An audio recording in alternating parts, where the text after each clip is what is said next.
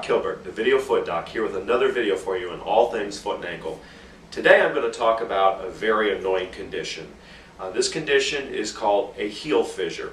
Essentially what this is it's a calloused crack that forms in the bottom of the heel, usually near the bottom of the back of the heel.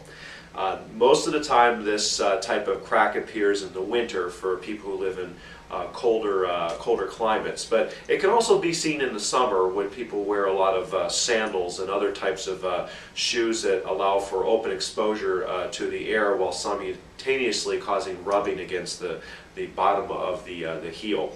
What essentially happens in this condition is that there is a loss of moisturization to the heel tissue.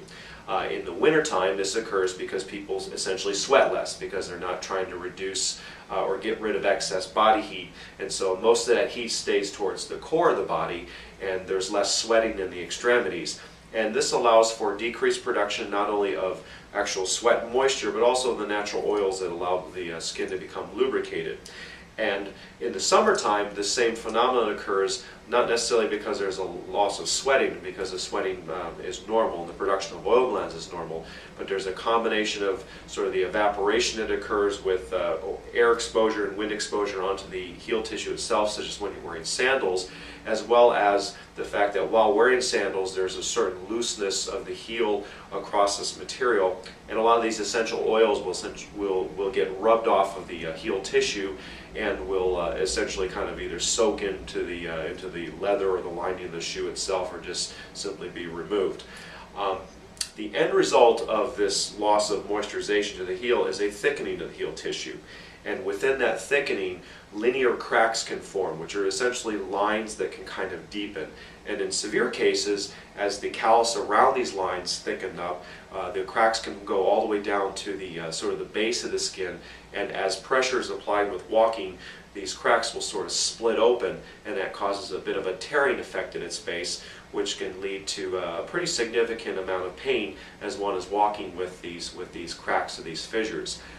Treatment for this condition is very difficult, to say the least. This is a chronic condition for a lot of people in the winter time, and it's hard to kind of keep under control. It requires daily vigilance to sort of keep the heel tissue well moisturized. The key to this is really, as I said, moisturizing well. You need to use a good moisturizer at least once, if not twice a day.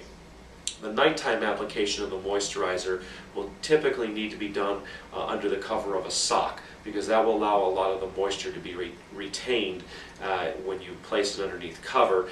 In extreme cases, you could use something like saran wrap to kind of keep that moisturization in place, but for the vast majority of people, just simply wearing socks when you go to bed will do. And certainly in the wintertime that feels more comfortable. That helps to keep the tissue better moisturized, and the thicker the cream, usually the better it is as far as whether it can fill sort of those cracks and those crevices and help to moisturize the space in between there. Creams with urea or lactic acid are usually superior to more of the water or glycerin based moisturizing creams, but some of those creams are also more available in prescription preparations rather than over-the-counter preparations.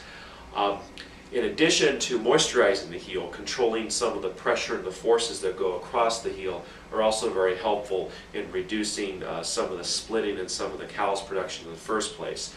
The use of a gel heel pad, one that simply is a pad sort of in a U shape without sort of an opening that fits underneath the heel, can help to displace some of that pressure and to reduce some of the production of strain that goes through the heel and the skin tissue itself to allow it to split.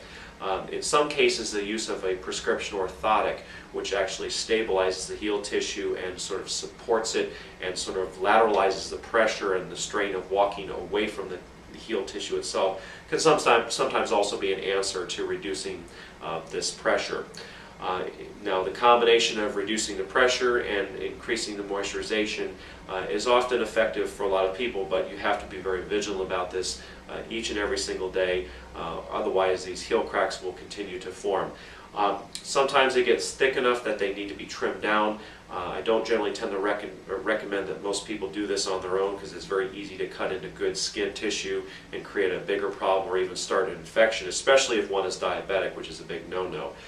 If they become that painful and that thick, and it's probably best just to simply go see a professional, see a podiatrist, and they'll be able to take care of that and reduce that, and also offer further solutions, including possible prescription moisturizers to reduce the production of this callus or this crack in order to get it to feel better.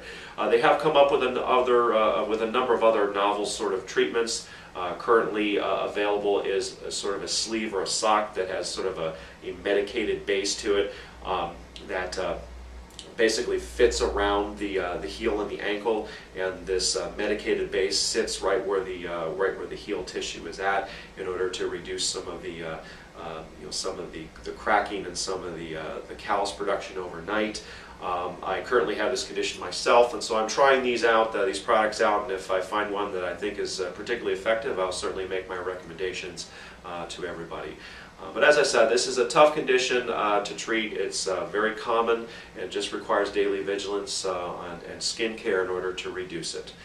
Well, I hope you enjoyed this video. Please look for more videos on foot and ankle issues on this site as well as others, or you may look at my website at www.inpodiatrygroup.com. Thank you.